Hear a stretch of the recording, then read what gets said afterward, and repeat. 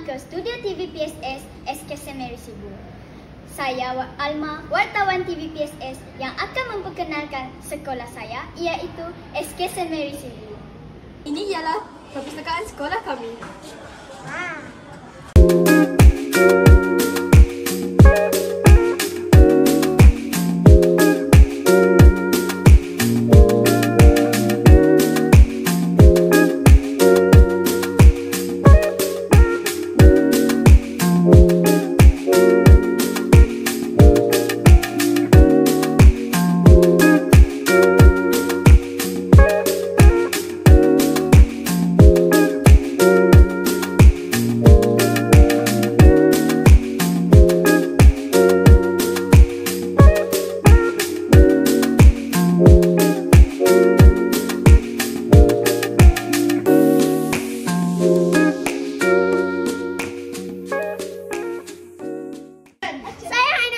Yang memperkenalkan Bilik Sains SK St. Mary Sibu.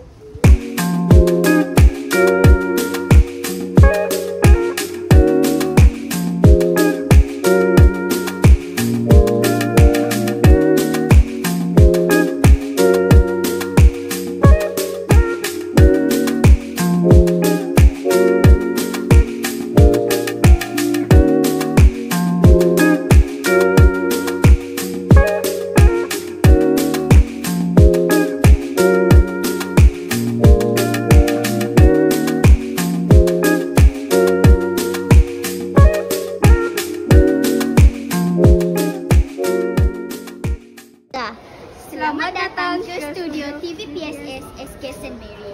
Nama saya Alma, wartawan TV PSS SK St. Mary. Dan nama saya pula Danisha, jadi asisten untuk dia. Hari ini kita akan memperkenalkan Bilik Guru SK St. Mary.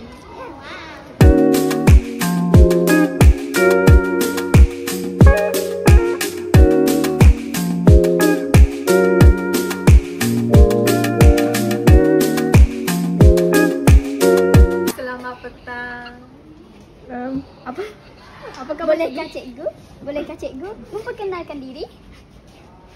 Saya Cikgu Shirley, guru yang mengajar PCSK dan juga sains. Okay, terima kasih cikgu. Sama-sama.